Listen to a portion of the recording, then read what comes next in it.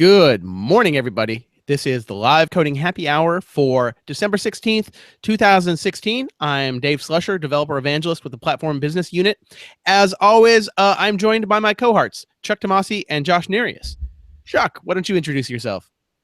As I club my microphone, boom. Boom. That's why they call it a boom. I'm Chuck Tomasi, platform architect with ServiceNow in the Solution Consulting Group. And I'm Josh Nerius, developer evangelist. I work with Dave in the Platform Business Unit as well.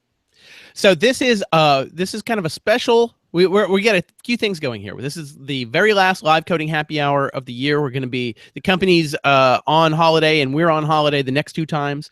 We're also doing a special early one. We're trying to, like as we said the last time we did one of these, we're trying to be nice to Europe and Asia, and in particular India, because we know we actually get a fair number of viewers from India. So we're doing an early one for you guys, but also because I'm going to take my daughter to Disney Alive this afternoon. So that was also a driver for doing a special early one. The truth comes out. The truth comes out, but it's a win-win. It's a win-win. So here's the agenda for today. And just very quick, the live coding happy hour. I was gratified when I was in London for the hackathon, and I'm actually wearing the shirt right now. Not only did the executive running it tell me that he has watched the live coding happy hour, but some of the hackathon participants say that they have watched them as well. So that was, I think, my first real in-person experience of somebody coming up and telling me they had watched these. So it was extremely gratifying. So live coding happy hour, if you're new to this, is we're just going to work through some problems. And first, Josh is going to close on the data preserver stuff that he and Chuck worked on last week and the week before. Then I'm going to show some more FlightAware integration. I'm going to show where it is now, and we're going to talk about where to take the app. So it's going to be kind of a head scratcher because we don't really, at this point, we've closed on the FlightAware, the technical parts, and now it's kind of a question of where to head next. So Josh, if you want to take it away and share what you got, we will go with that. And if we were doing afternoon, we would talk about our beers. I've got to find Dunkin' Donuts coffee from a gas station. And I'm drinking I think it's called Starry Night from Collectivo Coffee based out of Milwaukee. There we go. Local coffee. I've got good old water. All right. All right. Going to go ahead and get my screen shared out here. Let's make sure this is working. And let me lock it to you. Perfect. Hi, participants. Let me make these windows bigger. I'll probably do a little bit of zooming. So I'm going to go through this pretty quickly. We've gone into a lot of detail and depth as we were building out this data preserver. If you are seeing this for the first time, basically the 30-second version of this is we built an app that will back up and restore data automatically from your data tables. So these are not metadata or code tables, but these are data tables in your application. Automatically restore them when you switch back and forth between branches and do various things in source control. So it's a nice way to quickly back up your data and restore it and have demo data around ready to go. So the first week we built about half of it. Last week we built out most of the rest of the functionality, and now it's pretty much done. The big thing that's different now is that I did convert this back into a global application. We discovered some things that, because of the nature of this, is really close to, it's kind of a platform-wide feature. So making it a scoped app, unfortunately, wasn't something that made a lot of sense, but I was able to combine the functionality that we had built into the scoped app back into the global app. So I'm just going to very briefly show you a couple of things. We talked about scheduled jobs last week. And so if we actually look at one of these things now and what it looks like, I can take a look at one of these preservers. And let's just take a look at this one. You'll see I now have a run on schedule checkbox. We can actually pick from a drop-down of scheduled jobs, and there's actually a reference qualifier in here saying, go and find me all the scheduled jobs that start with data preserver. And then the job itself, this is what we started talking about last week, and we weren't sure how this was going to work. I didn't know this, but you can actually refer to the current job inside the job. So this is extremely important because what I'm able to do is have the same script in every job and simply say, go and look for every job, or go and look for every preserver that references this particular job. So every time this job runs, it's going to find all the preservers that reference it, and it's going to execute those preservers. So it's pretty straightforward. But yeah, so that was a big thing that I learned since last week. But yeah, so that's pretty much all I wanted to show you, just that we had kind of closed the loop on that. At this point, there are a couple of additional buttons and things that we didn't have there before. So you'll notice I've got backup all records, restore all records. We've got purge all records. So if we say, hey, let's get rid of all these, we can do that. So they're gone. We can click back up. They're back. And then, of course, again, if we're running it on a schedule, this is going to run every time this job executes. So with that, that's pretty much it. I'm going to be publishing this out to store shortly. I just need to get some documentation out there and some screenshots and things like that. You said store. I think you mean share, right? Yeah, share. Thank you. We've been working a lot with the store lately. Yeah, no, I'm not actually going to be putting this in store. This will be in share so everybody can get access to this. And we'll make sure to post a link to that once it's out. All right, very, very good. Let's go ahead. I'm just going to go ahead and we'll switch the presentation. I'm going to go to my screen share, and we'll lock it back on me. And while you're doing that, I just want to throw out there, I think this might be the first time we've finished an app on Live Coding Happy Hour. I'm not sure. Usually point solution. We're getting closer.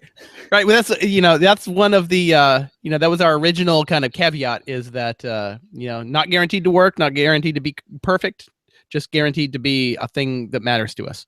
And so let me kind of show you the state of where I'm at. So in fact, I had a little bit of source control woes where it scrambled what I had. There was some sort of conflict I had between my repo, and I had to kind of get it back, and I had to rehabilitate some of what we had. So when I did that, the state where I had it before is we were using the integration. We had our REST message, and let me go and show this over here in Studio. We had a few. We had a scripted REST API that has a few fundamentals in it. So you can take basically the flight number, the UA whatever, the flight number that would be on your ticket, the start time, and the origin airport, and you can use that to get the FA FlightAware, the FA flight ID, which is FlightAware's unique identifier. And you need that to do most of the stuff in the system. So somewhere along the line, you have to turn the kind of the logical stuff into the FlightAware GUID. And so we have that in here, and we had that working. And then set alert is what basically takes that unique identifier and will say, I want to receive data about this flight. And that's paired with our scripted REST API that we had created. So this is basically a webhook, right? You can pass FlightAware. You say, all right, when you have status changes, send it to this thing. And this scripted REST API, this accept status, is in fact accepting it. And we've kind of gone through and figured out what's in the JSON, how to do it. I had a few problems in here. Like before, I was actually incorrectly referencing the JSON, where I was doing status.flight.actual arrival time, and it was not walking the tree correctly. I would get status.undefined.error. So I had to go back and kind of fix some of that stuff. At this point, this is all working. And so I've still got some debug information in here so that I can see what's going on. And if we look at the logs over here, if we actually go and show, is that this one? I thought I had okay. So if we can look at the logs, we can see, and let's see if we can get anything even more recent than that. You can see that the data is actually coming in. So here's the text of that full long description. This particular flight has filed a flight plan. It's going to leave at 9:15 and arrive at JFK at 10:55 Eastern. Origin Charlotte Douglas, expected route, and this is actually kind of neat. This actually basically tells you every control tower it's going to talk to along its way, which I'm learning a lot about the fundamentals. I'm learning more than I really want to know about the fundamentals of how airports and airlines work. But at some point, it's going to start out controlled by this tower, pass to this one, and then eventually land. And these are our actual time, actual departure, actual arrival. They're both 0 because they haven't happened. And then this is the status. Somewhere in here, we've got a bunch of stuff that we can do to figure out the transitions. But that's where we're at now. We're actually getting information. Now, I was failing to see the transactions for the longest time. And one of the things that helped me debug this is an application that's available in the store. It's available for free. It's called REST Reflector. And it is by former ServiceNow employer John Roberts. Wrote this thing, published it to the store. And again, I say it's free. You can use it. When we were showing request bin to diagnose kind of what we were seeing before, you basically give it an URL and it'll show you the whole transaction. And FlightAware was working for my account. It was working via request bin, and it was not working via my scripted REST API. Like, I had no evidence FlightAware had ever even touched my API. And I said, let me back up.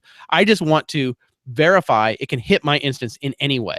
So what I did was I installed this on my employee instance, and then it gives you an endpoint that you say, if you see right here, this is exactly equivalent to request bin. If I give any webhook this URL or any API of any kind, if I give it that and it hits it, then it will just log me, it will just log the transaction. So if we go to the reflection list, and we don't want to, I didn't do any today, but these are what I saw. So I passed that, set up some webhooks for that, and then I can see that this is what happened. That it hit this URL, and here's the headers, here's the query string, here's the body that passed me, and then I could verify, yes, FlightAware can hit my instance, the wire's there. And then I took this body, and then I used that to back up, and I used Postman. I used Postman locally with exactly the same body, and I kind of walked back up the tree, and I said, all right, somewhere along the line, something has gone wrong, and I kind of just went up the stack one by one. That, okay, FlightAware can hit my instance. Given exactly the same thing FlightAware did, can I hit my scripted REST API? And I finally got everything working together. So once I had kind of verified that the path existed, I went back to basics. I just kind of started from scratch. Where we're at now is I've got this workflow. So am I going, does all this make sense, guys? Am I going too fast? What was the underlying cause of why you couldn't hit your scripted REST API as a webhook before? I honestly don't know. Somewhere, I don't think I ever correctly diagnosed why I wasn't seeing it. Like, I saw like in the logs, it's not that I saw that errored out. I just saw no access at all, ever. And so I just wanted to, at that point, I was looking for the most fundamental thing that I can. So REST Reflector actually helped out by just saying, can you physically reach my instance? And one thing to note, because it is a store app, to be certified, it rolls out originally with authentication required for that REST Reflector thing. So it's for that REST Reflector API. You need to go and turn that off if you want to accept a webhook type of thing that's not authenticated to you. So that is if you go over here in properties, it's actually one of the first things you're going to have to do is to turn the authentication off. But you can also, over here, you can also set the logging level and do some neat stuff like that. So I did find REST Reflector quite helpful. So let me go, and so here's where we're at now. I simplified this a little bit, and the goal is, as I said before when we talked a couple of weeks ago, the flight, if you book a flight a month in advance, like you probably would, a lot of this information that you need, like that unique identifier, a lot of this stuff doesn't exist until shortly before. So when you create a flight record in the system now, first thing it does is create a workflow. That workflow is going to wait for the condition that the flight is within 2 days. When that happens, it's going to run a little script, and that will it basically calls my script include. It's going to populate the flight ID from the REST message. So we need that. It'll just do a check here. This is just a little bit of error check. If for some transient reason it failed, it will check, it'll wait a minute, and it'll try again. Probably I should have some kind of counter and ability to bail out, because I don't, again, as I said, these are not free. So I don't necessarily want this thing to hit me, every minute for 2 days when there's some technical problem. So there's got to be some kind of fail safe, maybe a system, maybe a property that I can set, which is the number of retries before you stop. And then and that may actually be, in our flight statuses where we're talking about all of them, there may just be a error, which is API error or something like that, which is I can no longer get information about this flight. But if the flight ID gets populated, then we come over here to this script, and really all this script does is do two things. It registers.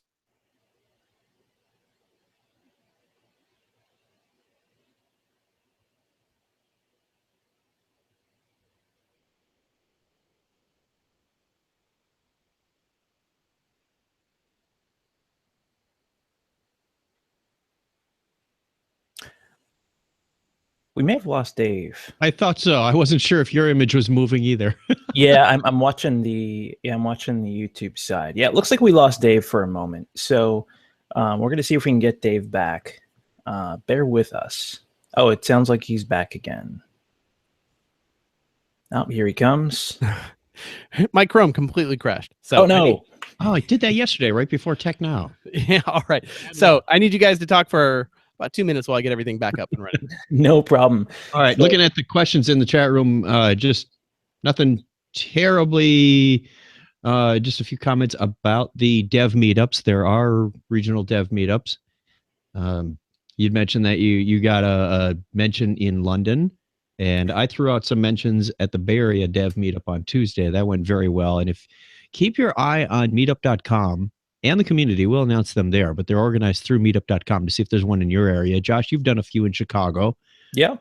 There's a hint that there will be one starting in Phoenix. I'd like to help get that started. So we're looking to spread this out into other areas regionally and globally. Yeah, and we actually had our Chicago meetup this past Wednesday as well, and I got a mention about Live Coding Happy Hour there too. So we're starting to get out there. It's a good thing. All right. We had both in London. We had both the hackathon and we had a developer meetup, and a conference about developer evangelism. So it was a very productive time. So, all right. I need about 1 more minute to get myself together because it all crashed. I was not 100% sure the Hangout wasn't going to die because the account that's running the whole thing was also one of the ones that crashed. So yeah, and I see it's no longer a part of this, so we are untethered now. Which means, yeah, I don't know if I can rejoin with that guy. So I'm going to check that for 1 second while we. It's the Live Coding Happy Hour that will never end. Yeah, I know. I don't have the tools to lock or unlock or all those things. So oh, okay. I think I can rejoin with that and then have those tools again. There you go. Okay. All right, everybody. So let us get back to about where we were. The magic of live. Sometimes it extends beyond the code. Yeah, if there's any doubt about the actual liveness of this, it should be none anymore. All right. All right. So we go back. So I was showing the workflow, and I think maybe the workflow editor is what crashed my browser. Let me lock to myself again. Yeah, hide the participants again. All right. So so this is back to where we were. So we've got the workflow. I'm actually not going to open it again because I don't. I just don't want it to. I was opening the activity that calls the registering of the endpoint and then registers, sets the alert on the actual flight that would be in current. So, you would go through the workflow. You've got over here, you've got what I was talking about before, that logical flight number. You've got the origin and destination. And so I set those up, as airports. I've got an airport fundamental in here, an airport record. And it uses those to get it down to this unique identifier. That unique identifier is what it needs to register the alert. What I added a few things to the data model. One of these I think is temporary. This message is really just that long description that we saw from the payload of the webhook. I just wanted that in there. I may take that out when it goes. It's more or less kind of a debugging tool to just kind of see what came through the last time. I also started keeping the alert ID. It's not impossible that I may want to turn it off or do something with that alert ID. So just having a reference to it seemed like a good idea. So it's also kind of you can see which of these I set up before and after. I have the saving of that because you can see that the ones of these that are most recent are the ones that have the alert ID in them. So at this point, now that's what's going on. If I show this again, this is, I'm going to just go to that record. We'll see that this is kind of the information that we're getting. American Airlines has filed a flight plan, et cetera, et cetera. I showed that before. So now we're at the point where we're getting, we are getting information about what's going on. And in fact, let me show you the one that I got last night. This flight from LAX to San Diego. You'll note that I had multiple copies of it. And in fact, we got the whole thing, right? This is the actual data that came from the actual, came from the API. This is when it started. This is when it arrived. So I'm not exactly sure how robust this is, but is that too small? Yeah, I'm not sure how robust this is, but it's actually doing the right thing. So we know it landed at 9:26:35 local time. So now we can begin to do things like we can notify based on this. We can start moving up the stack. So we got the fundamentals of the information moving across the wire. And so this is kind of where we were talking in the pre-show about where to go next. Let me do one smaller so you can kind of read that a little bit better. So now, where do you guys think we should take this? The discussion I kind of wanted to have, I wanted to have the time zone discussion, which we had a little bit again in the pre-show, because this is, and I guarantee that anyone who's developing an application that has a global reach has the same problems here, which is we've got 4 time zones in play. We've got UTC, and the API does everything in UTC. So when this came across the wire, if we look at the debug messages, we'll see that this was actually in UTC at when it sent the information. We've got the time zone of the instance. And this particular instance is sitting in Pacific time.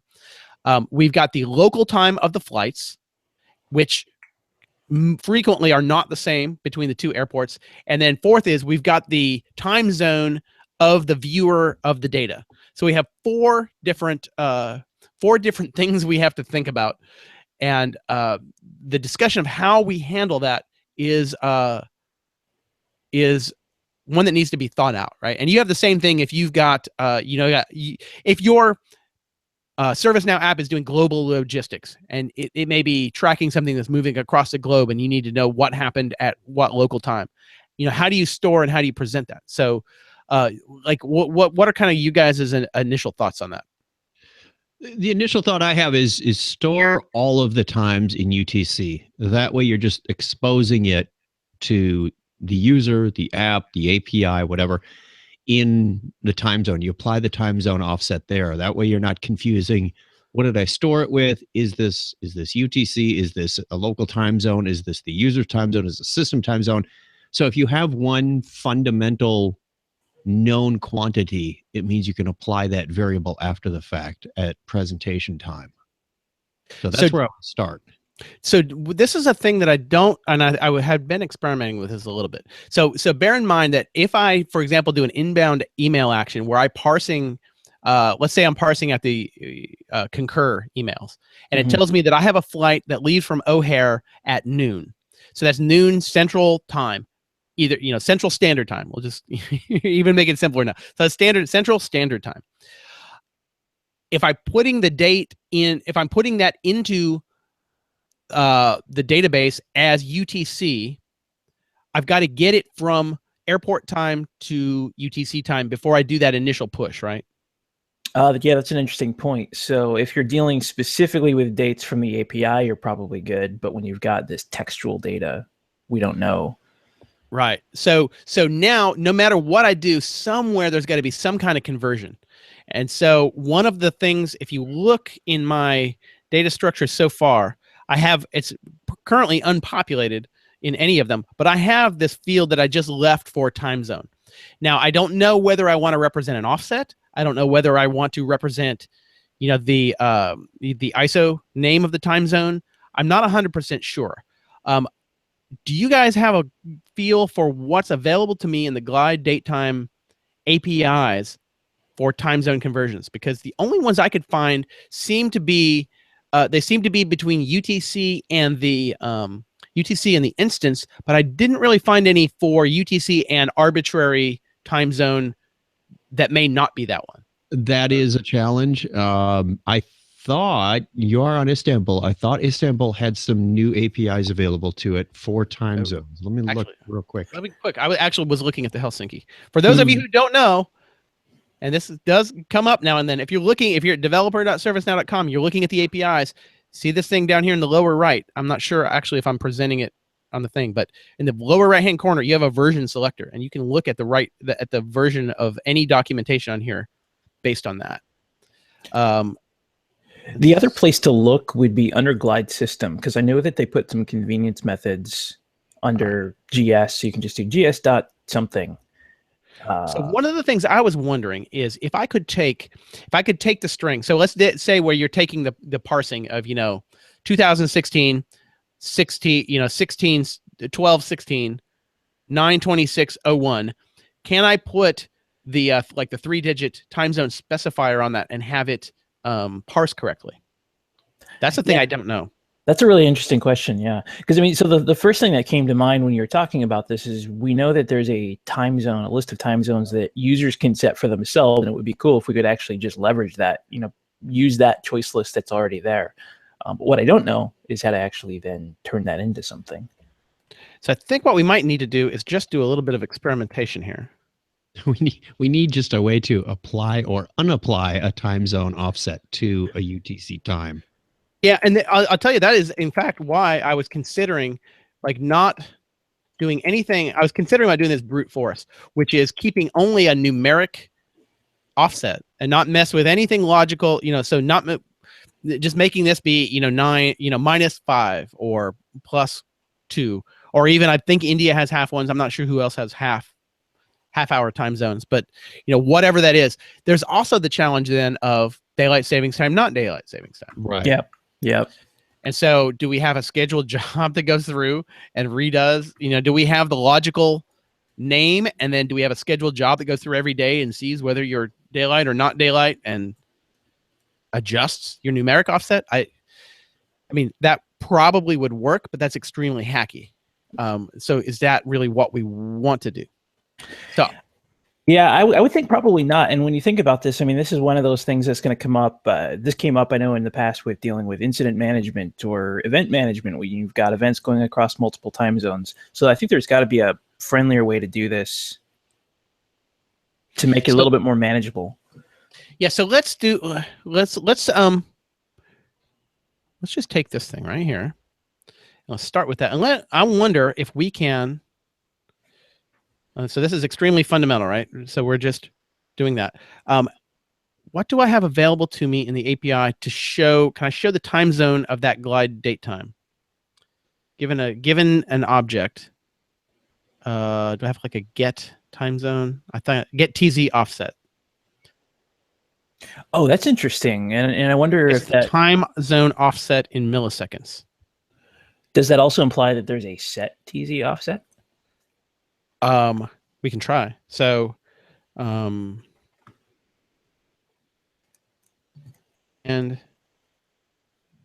let's see. I'm guessing because, so in this case, glide date time is going to be aware of who the end user is. So it's going to show the TZ offset for the current. It might be showing the TZ offset for me. I just don't even know exactly what this is an offset from.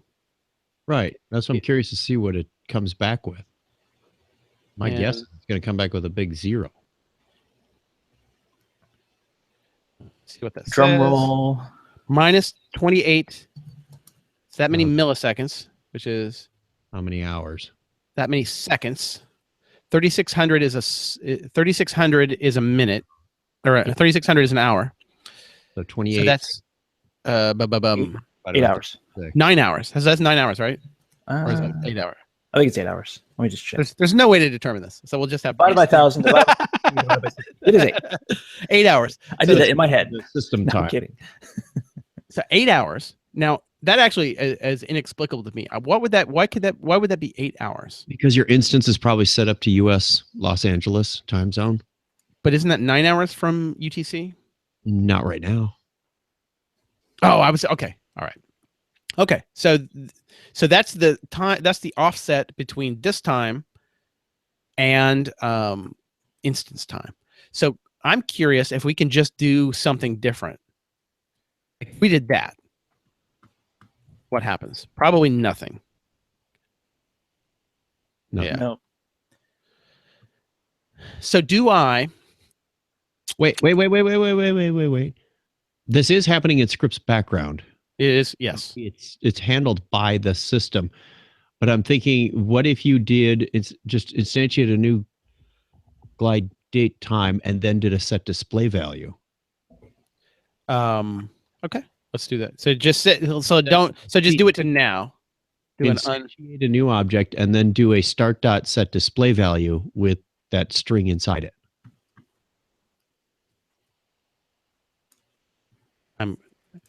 I'm happy to try any experiment. Oh, I'm so lazy. Let's just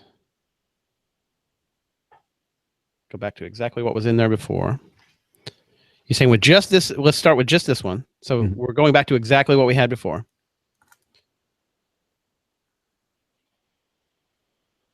we should see exactly what we saw before.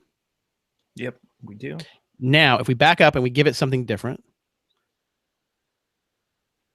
will this be different? But I don't know. I don't know if that's a valid formatted string, and the new API stripped that off. Oh, check that out. Oh, it look at adjusted the time. I was looking at the time zone offset. So the time zone offset is the same, but it's now a different time. in 2011, no less.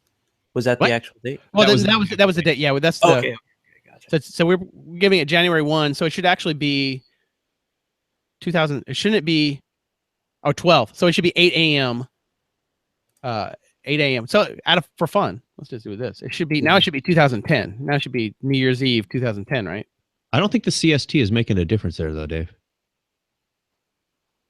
Yeah, I don't think it is either. I think that gets. Is it doing the same thing? Yeah, I think it's always going to be based on. Oh, okay. Session or the what's the active TZ for the user right now? I was thinking that was affecting it. So that because behind the scenes it's always going to be UTC no matter what. Storing it UTC. Yeah. So that's just converting UTC to what does it show? But this is my time zone, right? Because I'm in Eastern. That's the system. How are you displaying that? Go back to your little script. Are you doing a get value? Oh, you're just saying end. This is just from the 80. This is actually okay. It's confusing things. Let's get rid of that. Let's just do this. Something else. So I've just been browsing the docs a little bit. There is on the global version of glide date time something called set TZ, and you can actually pass in a time zone. But since this is a scoped app, we may not be able to take advantage of it. For exploration, though, we may want to look at that. Set and that's on glide date time, or that's on glide? It's on glide date time, but for the global version of the API. It's on the legacy side, unfortunately. Oh, gotcha. Okay. So let's do what happens if we do down a deep rabbit hole here. Does the doc you're looking at tell you how it takes it, or is it numeric, or is it? It takes so let me. Or is it the shoot you a link to this? I'm gonna guess it's gonna be like US/Central. I think so. So try this in your background script. Do a gs.getSession.getTimeZone, and just see what that outputs. Because this is whatever this is like going to return. Yep. Yeah. So try debugging that. And whatever that returns is what the setTZ method wants. Yes. Oh, and do a capital Z.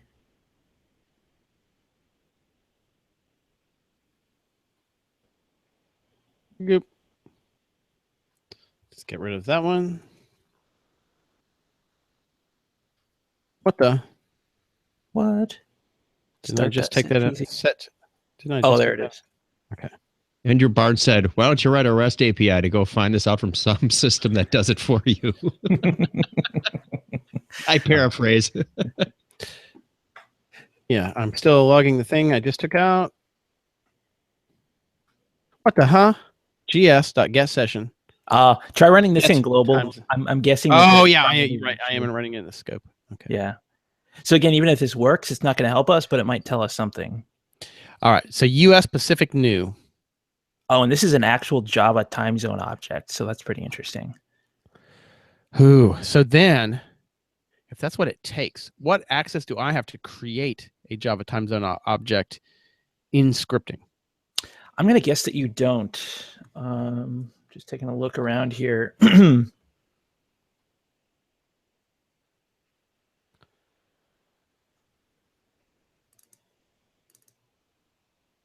Yeah, just looking at the documentation. So that object that it takes, or that returns, when you call set TZs, what it wants is an input. And so if that's not been exposed, yeah, how would you so we have an API for setting it, but you got to be able to create one.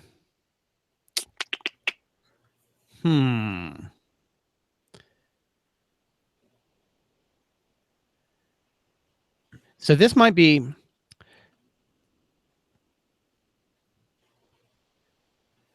blind date time.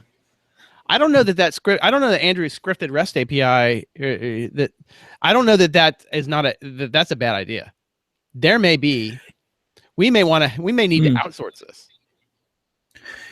You know, actually, even maybe better than a scripted REST API would be finding a JavaScript time library that's self-contained, so that's just pure JS that we could potentially pull into the platform. You know, isn't that? I think Moment is one. Moment is the one I was. Yeah, Moment.js. I would be completely okay with pulling that in and then using that to do the manipulation. It looks like there is a thing called Moment time zone. So parse and display dates in any time zone. Ooh. It's a separate, it's not part of the core Moment, it's an extension to Moment, or maybe it's just a separate library altogether. I'm not sure which. Moment time zone. So does this include Moment, or would I probably need both of them, right? You might need both of them. Well, this is a good exercise to show how we can use external JavaScript, bring it into the platform and leverage that too. Yeah, which gets interesting, but there are some tricks to doing that. So let's take a look. Did we lose Dave again? I think we lost Dave again. Uh-oh. Here he comes. Good gravy. Chrome. Hey, it wasn't the workflow editor. It wasn't the workflow editor. It was anything. So Chrome for you. So yeah, so I'm looking at moment.js right now and looking at the code, and I think it looks fairly self-contained. I don't see anything crazy in here that we shouldn't be able to use. Okay, so I think that's I am sold that that's a thing I'm willing to pursue. So that to me, that's actually a good. I like that a lot by getting that into our control as a. You know, I was very nervous about the system. About doing lots of crazy stuff. So if we can. If you can look at the moment docs for just 1 second and say what are the fundamental what's the fundamental aspect that I would do? Is it based on that same like US Pacific that we were looking at before? Is it the 3-digit code, or does it work with any of those things? Do you have that available in front of you? Yeah, so it looks like it's potentially a combination of any of the above. It looks like it's going to support standard time zone formats. And by the way, it looks like we may not be sharing your screen anymore. Nope. So no, absolutely you aren't. So I'm getting back. Cool. But yeah, so it looks like you can take in various formats. So I'm going to guess it's going to handle standard things like ISO, was that 8601 or whatever the standard is for that. Passing dates. It's actually especially good at parsing dates. So even if we get dates, this actually might be very helpful for your inbound email action as well. Okay, I like it. Okay, so I am sold on Moment. I will explore that. And so then so let's say let's take as a given that Moment does exactly what we want it to do, and it's satisfactory. So then the idea is on anything that I do, on anything incoming, The goal is to take it from local time to UTC, and then UTC is what I put in the database. I agree. Right. Yep. And then at that point, we stop worrying about anything. Right. Everything else is going to handle itself from that point forward, because it'll be in the database as UTC. It'll be displayed via that. So our worries are at an end. Does that seem like that should seem like it should work that way? You still have the variable how you want to display it. When is it time to display it in the user's time? I guess that would be always. Mm-hmm. I'm thinking from a mobile standpoint. If I am traveling to Chicago, my phone now says I'm an hour ahead of when I left Phoenix. So when you display that, it's going to use my profile on the instance to say, oh, you like your times in Phoenix. So I'll tell you your flight landed an hour before it actually is. Says your flight landed at 8:15. And I look at my phone, it says, no, it's 9:15. That's an interesting point too. And that's something I haven't experimented with. I know the mobile app has the ability to take a look at your location. Yeah. And I know it's location aware. What I don't know is if there's any sort of synchronization with your time zone. Exactly. I don't know that there's a way to pass that back to the server and say, I have moved temporarily, adjust my times that you're displaying to me. Or do you just kind of do like on your laptop and go, yeah. I work from home. I work in Phoenix. It's always going to be UTC minus whatever it is. I can do the math while I'm on a day trip. Mm-hmm. Design questions. Yeah. So that I think. All right, so that's, I think the provisional answer is moment.js. I will import that into this app as a UI script, and then we'll begin to use that for the manipulation of that. And so really and truly, I think at this point, the only thing we have to worry about is incoming the first time. We just have to worry about ingesting that date from however we get it, whether it's we have to worry about ingesting the date where it's going to be specified in local time. So that's the point where, however it is that we store the airport data in the airport. So that goes back to whether I'm going to do the full specification or whether I'm going to use the ISO code or whatever. So this actually, I think, is the correct thing. I will make that an aspect of the airport field, and then I will know that if the flight leaves Hartsfield at 9 a.m., it's leaving at 9 a.m. this time zone. We convert that to UTC. We save it to the database. At that point, everything is fine. We had talked before about there's a design decision about the notifications, which is, do I have either a scheduled job, or do I have workflows, or do I have something looking at the aspects of these flights and sending notifications, like your flight. You get this if you have TripIt or some mobile, some app like that. Things are telling you about that. I think the decision we arrived at was, in fact, to use FlightAware, which is going to be sending information when there is information to be updated. I think we're going to outsource that to FlightAware. We're going to let it do the work. Now, if you look here. This is some of the stuff that I have set up. Let's look at this. I pulled this back up since we crashed. Note here that this Charlotte Airport to JFK is in the air. It took off about 15 minutes ago. And we have the actual start time. We have this O'Hare to Charlotte flight is in the air.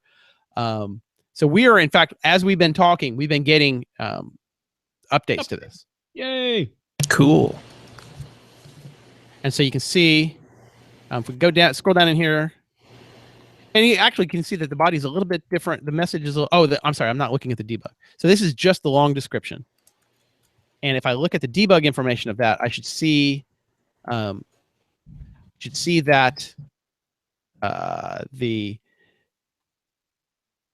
gonna have a different, action in there. So we want only. Let's filter that out, filter out the informations, filter out the warnings. That's from our experiments. And you notice, so departure, that's one of those actions that I was like wanting to trigger on. So departure is one of those. I have to kind of figure out what all these guys are. But you'll notice, so that this is, I think, arrival time. I'm probably logging them backwards. This is arrival time, and this is the UTC, this is the epoch time of when it took off. And so it is correctly converting that, where all those conversions are actually right, because that's a reasonable time.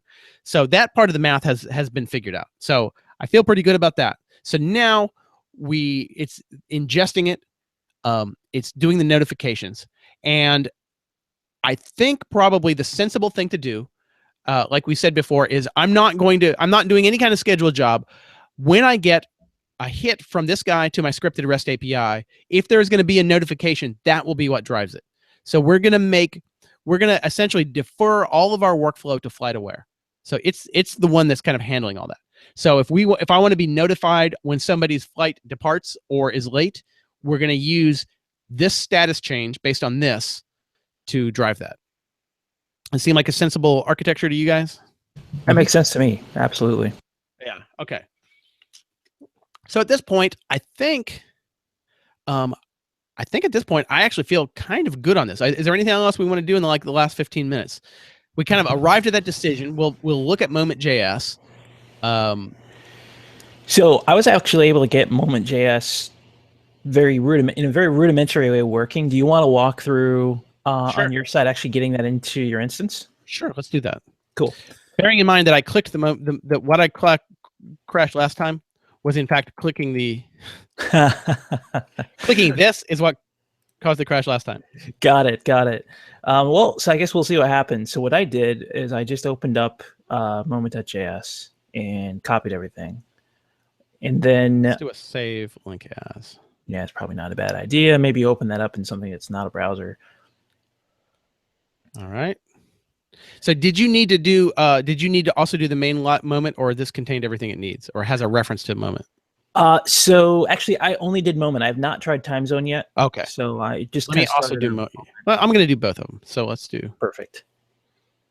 We'll just set them both up as UI scripts. And actually I did this server side. So we want this in a script include because your business logic is going to be running server side as well. Right. And this is an interesting trick. You'll find this in some cases. This doesn't always work, but a lot of libraries out there, if they can run in the browser, they may be able to run in ServiceNow.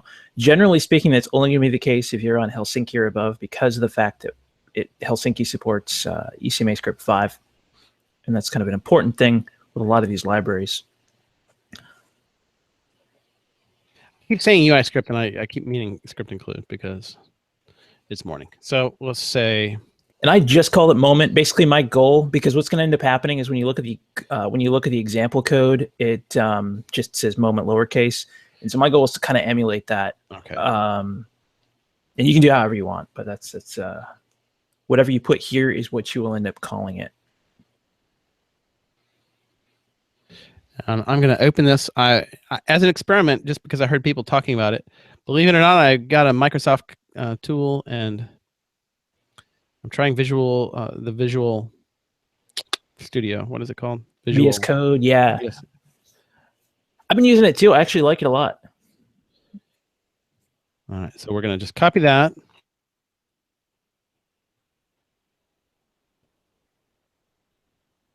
And usually what happens is some of these libraries, they've been built so that they're compatible with both browsers as well as things like Node.js.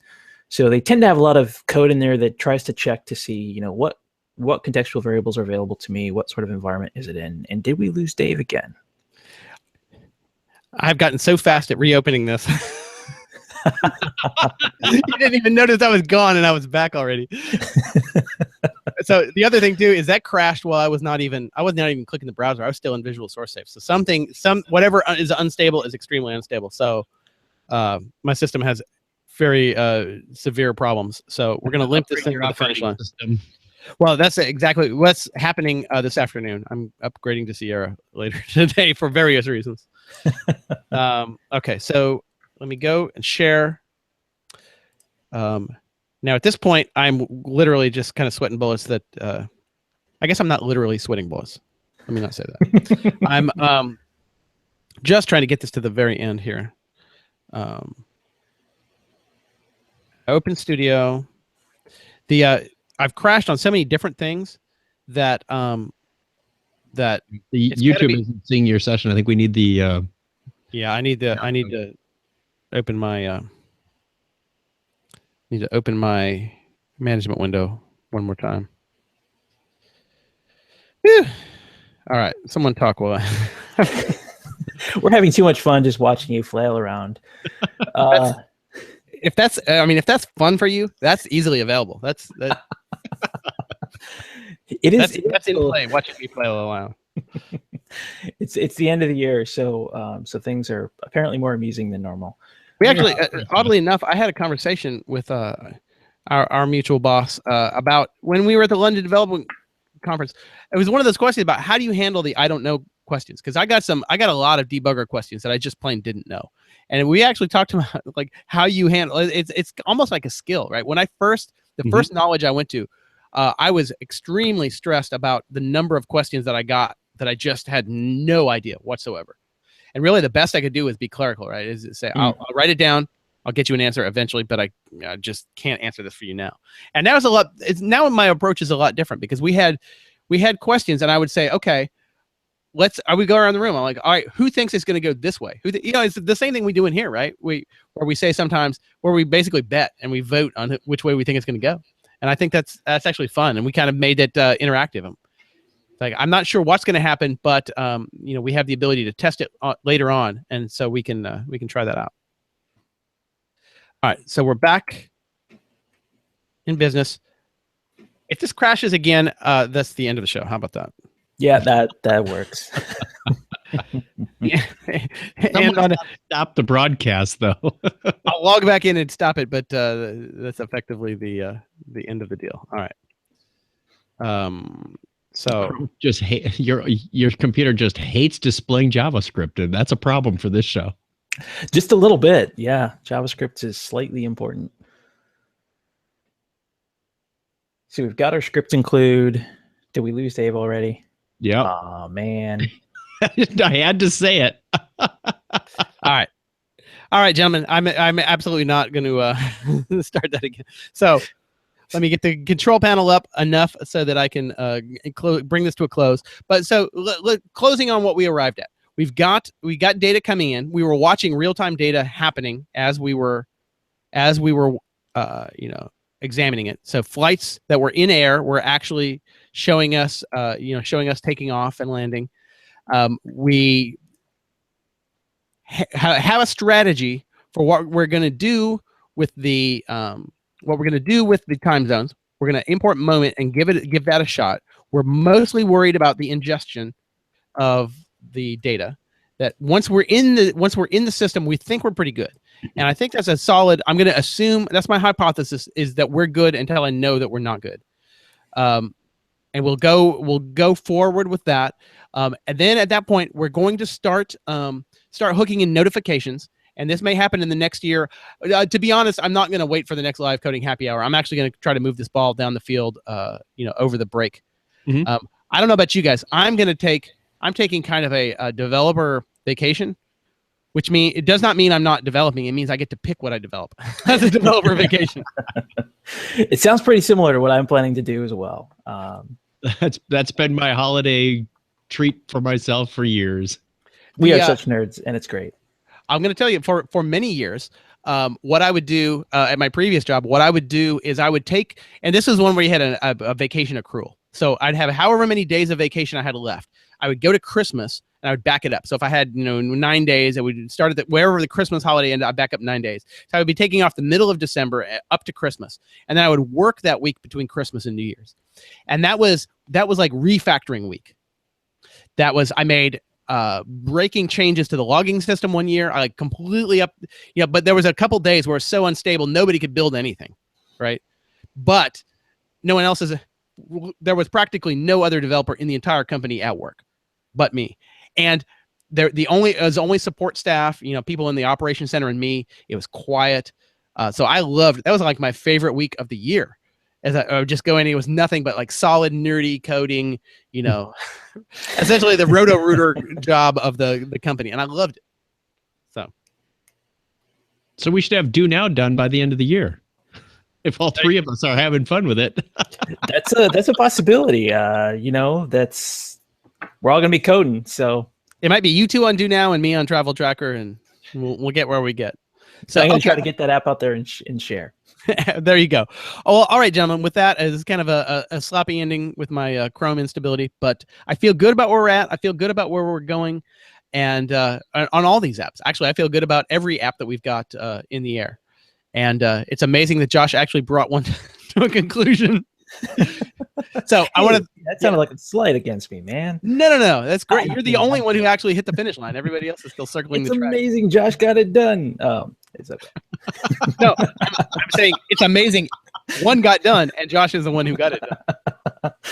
All right. So with that, I want to thank everybody who watches these, live. Everyone who watches them later, and I hope we provide some value. And thank you, everybody. It's like we said, this really was not. There was very little foresight to this project, and it's one that people seem to like and find value in. So that's it warms my heart in this holiday season. All right. Thank you. All right. Have a good holiday. Thank you, gentlemen, and Thank you. we will catch you all again next year. Bye. See ya.